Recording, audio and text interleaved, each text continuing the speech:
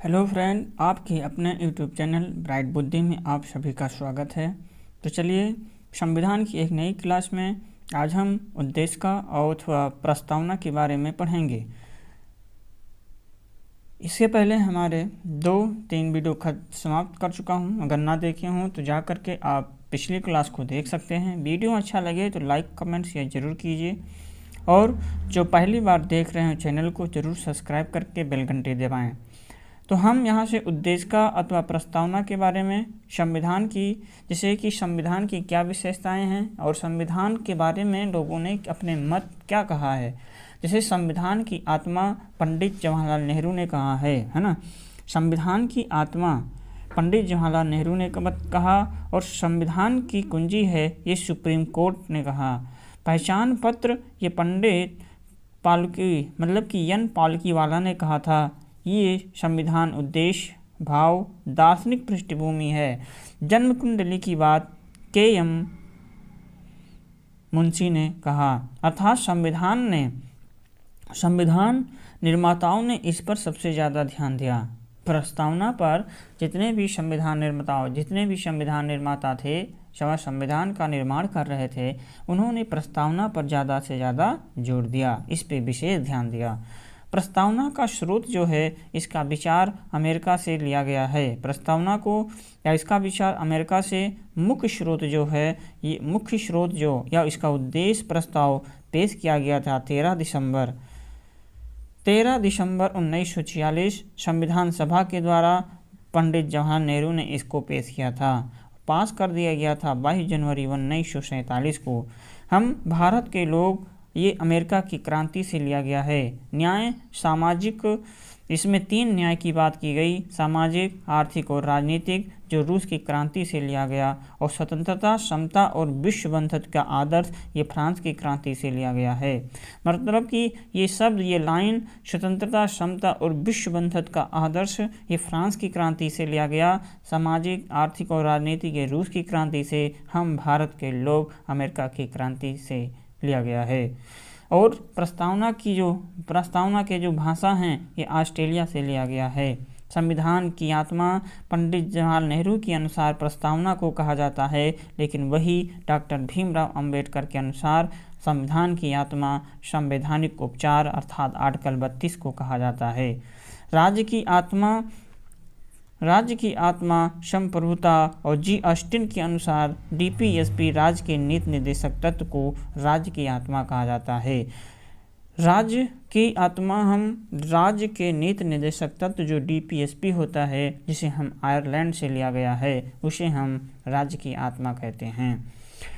प्रस्तावना में क्या कहा गया है कि हम भारत के लोग भारत को एक संपूर्ण प्रभुत्व संपन्न समाजवादी पंथनिरपेक्ष लोकतंत्रात्मक गणराज्य बनाने के लिए तथा उनके समस्त नागरिकों को सामाजिक, आर्थिक और राजनैतिक न्याय, विचार, अभिव्यक्ति, विश्वास, धर्म और उपासना की स्वतंत्रता, प्रतिष्ठा और अवसर की समता प्राप्त करने के लिए तथा इन सब में व्यक्ति की गरिमा और एक राष्ट्र एकता और अखंडता को सुनिश्चित करने वाली बंधुता बढ़ाने के लिए दृढ़ संकल्प होकर के अपनी इस संविधान सभा में आज तारीख 26 नवंबर 1949 ईस्वी मिति मार्ग शीर्ष शुक्ल सप्तमी संवत 2006 विक्रमी को एतद द्वारा इस संविधान को अंगीकृत, अधिनियमित और आत्मार्पित करते हैं।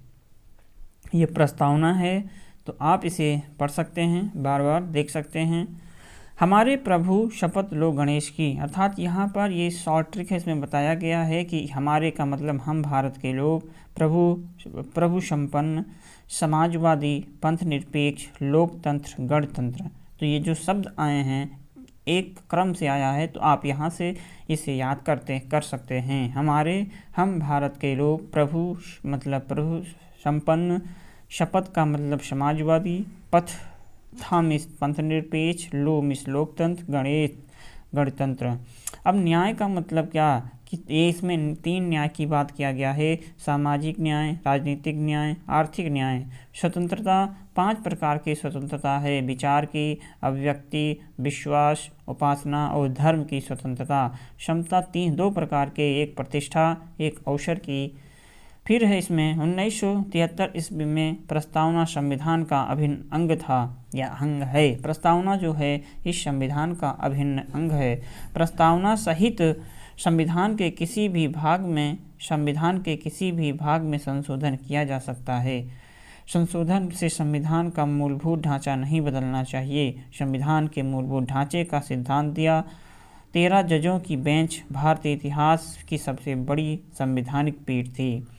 प्रस्तावना में एकमात्र संशोधन 42वां संविधान संशोधन 1976 में किया गया था और इसमें 3 शब्द जोड़े गए थे। आपस का मतलब आप यहाँ से याद कर सकते हैं। आ से मिस अखंडता, पा मिस पंथनिरपेक्ष, सा मिस समाजवादी। अर्थात एक ही बार संशोधन किया गया था प्रस्तावना में। सन 1976 में 42वां संविधान संशोधन था। इसमें 3 शब्द जोड़ दिए गए थे। कौन? आपस, आमिष, अखंडता, पंथनिरपेक्ष और समाजवादी। तो न्याय योग्य नहीं है, न्यायालय के द्वारा परिवर्तनीय नहीं है, ये अवाद योग्य है, नॉन इन्फ्रेंटेड, अर्थात इसको हम न्याय योग्य नहीं। ये प्रस्तावना DPSP मौलिक कर्तव्य। संपूर्ण प्रभुत्व संपन्न का मतलब क्या होता है? एक एक शब्दों पर विशेष ध्यान दिया गया यहाँ पर कि जिसमें सर्वोच्च शक्ति निवास करती है। मतलब कि संपूर्ण प्रभुत्व संपन्न शब्द का जो मतलब है, इसका मीनिंग कि जिसमें सर्वोच्च शक्ति निवास करती हो। भारत 26 जनवरी 1950 को बना। भारत अपने किसी भी मामले में किसी विदेशी शक्ति या सत्ता के अधीन नहीं है। भारत अपने सभी निर्णय लेने के लिए स्वतंत्र है। भारत में वास्तविक संप्रभु शक्ति का प्रयोग संसद के द्वारा किया जाता है और भारत की संप्रभुता भारत की जनता में निहित है। अर्थात संपूर्ण प्रभुत्व संपन्न का ये मतलब है कि भारत अपनी सारी निर्णय खुद लेगा, ये किसी के ऊपर डिपेंड नहीं है। यही सारी बातों को यहाँ पर समझाया गया है कि भारत की संप्रभुता भारत की जनता में नहीं, भारत में वास्तविक संप्रभु शक्ति का प्रयोग संसद के द्वारा किया जाता है। भारत अपने सभी निर्णय लेने के लिए स्वतंत्र है और भारत अपने किसी भी मामले में किसी भी विदेशी शक्ति या सत्ता के अधीन नहीं है। और भारत 26 जनवरी 1950 को बना, जिसमें सर्वोच्च शक्ति निवास करती है। समाजवादी का मतलब होता है कि भारत में उपलब्ध विभिन्न भौतिक संसाधनों का यथासंभव समानता के आधार पर वितरण होगा। और पंथनिरपेक्ष का मतलब है कि भारत का कोई भी राजधर्म नहीं है। भारतीय संविधान सभी धर्मों को समान भाव से देखता है, इसलिए यहाँ पे पंथनिरपेक्ष की बात कही गई है। आगे है लोकतंत्र। चुनी हुई सरकार लोकतंत्र कहलाएगी। एक निश्चित समय अंतराल पर चुनाव होगा और लोगों का तंत्र ही लोकतंत्र होगा। अब्राहम लिंकन ने लोकतंत्र को परिभाषित किया है। इनके द्वारा बताया गया है कि लोकतंत्र का जो शासन होता है जनता के लिए जनता के द्वारा स्थापित शासन ही लोकतंत्र कहलाएगा। गणतंत्र का मतलब होता है कि राष्ट्रीय अध्यक्ष का चुना जाना, ब्रिटिश वर्गों की अनुपस्थिति, वंशानुगत शासन का न होना ही गणतंत्र कहलाता है। भारतीय संविधान की प्रमुख विशेषताओं के बारे में हम यहाँ से जानेंगे। भारतीय संविधान की विशेषताएं। संविधान में हमारे राष्ट्र का उल्लेख किन नामों से किया गया है? तो हमारे राष्ट्र का उल्लेख इंडिया अर्थात भारत के नाम से किया गया है। ये आर्टिकल 1 में। भारतीय संविधान में किस प्रकार की शासन प्रणाली की व्यवस्था की गई है? तो संसदात्मक शासन प्रणाली की व्यवस्था की गई। संसदात्मक शासन व्यवस्था में विधायिका का कार्यपालिका पर नियंत्रण होता है और अध्यक्षात्मक जो होते हैं अर्थात जो राष्ट्रपति शासन प्रणाली का आधारभूत तत्व क्या है? एकल कार्यपालिका होता है, जिससे कि अमेरिका का। भारत की संसदीय शासन प्रणाली एवं ब्रिटेन की संसदीय शासन प्रणाली के मध्य अंतर का मुख्य बिंदु कौन सा है? ये न्याय समीक्षा है। भारत का संविधान परिसंघीय है, ये किससे निर्धारित होता है? भारत का संविधान जो है परिसंघीय है, किससे निर्धारित होता है? केंद्र और राज्यों के मुख्य शक्तियों के वितरण से। केंद्र और राज्यों के केंद्र और राज्य के मध्य शक्तियों के वितरण से। संसदीय शासन का विकास ब्रिटेन में हुआ था। यह पहला देश है जिसमें 1668 में किया गया था। और मुख्य लक्ष्य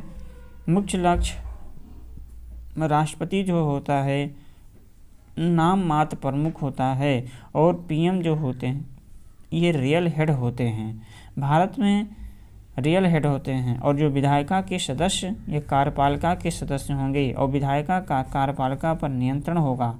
मंत्रिपरिषद संसद के प्रति सामूहिक रूप से उत्तरदायी होंगे। भारत में स्थापना हुआ था 1892 में, आंशिकता ही हुआ था, लेकिन स्पष्टता 1919 में हो गया था। पहला चुनाव भारत में हुआ था 1951 और 52 में। पहली बैठक हुआ था 13 मई 1952 ईस्वी में पहली बैठक हुई थी।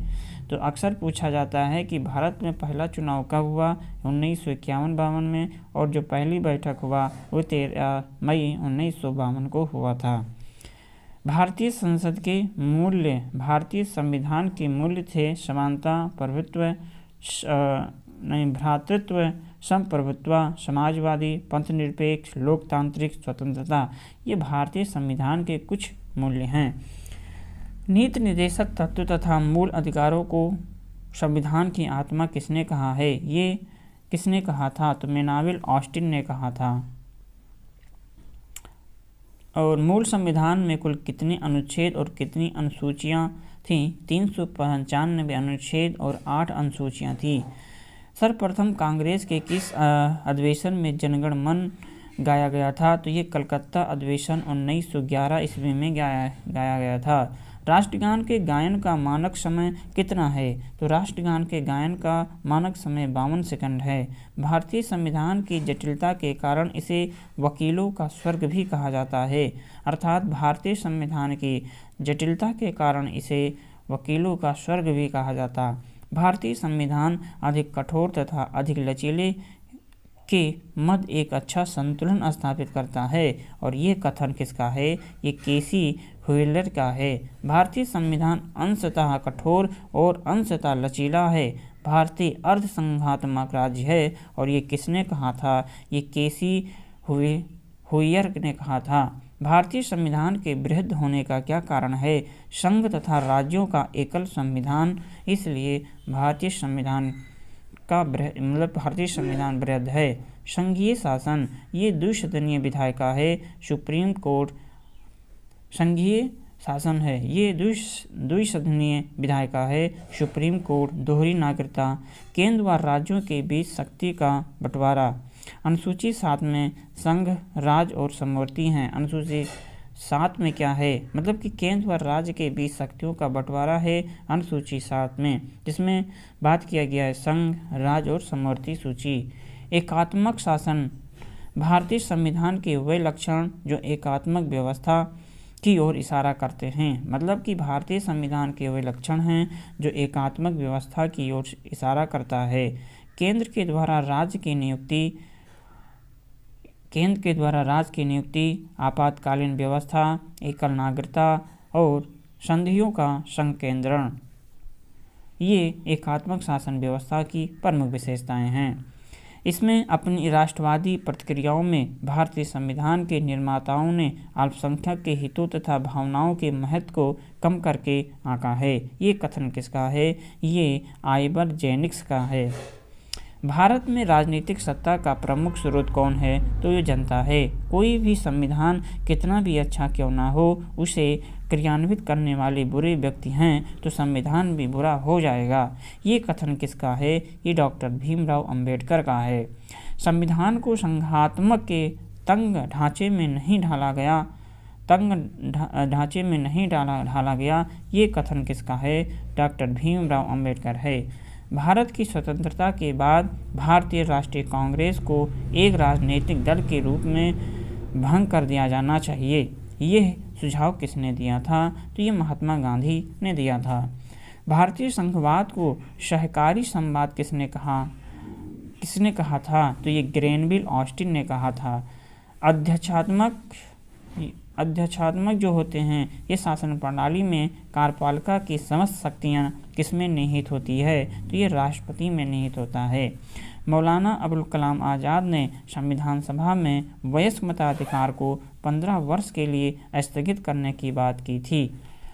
भारत का राष्ट्रीय पशु बाघ है, भारत का राष्ट्रीय पुष्प कमल है और भारत का राष्ट्रीय पक्षी मोर, और भारत का राष्ट्रीय ध्वज में कितनी तीलियां हैं? तो 24 तीलियां हैं। 24 तीलियां हैं। तो इसी के साथ इस संविधान के जो भाग हैं और इनके जो स्रोत हैं, इनकी अनुसूचियों के बारे में हम अगली वीडियो में देखेंगे तो और पढ़ेंगे। वीडियो कैसा लगा या नोट्स कैसा लगा? अच्छा लगा तो लाइक कमेंट शेयर जरूर कीजिए अपने हित में दोस्तों, और आप इसे बार बार रिवीजन करेंगे।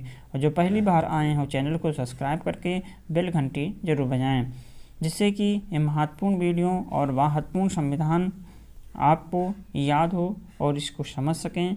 हम यही मिलेंगे अब अगले वीडियो में, तब तक आप पढ़ते रहें, मस्त रहें। नमस्कार।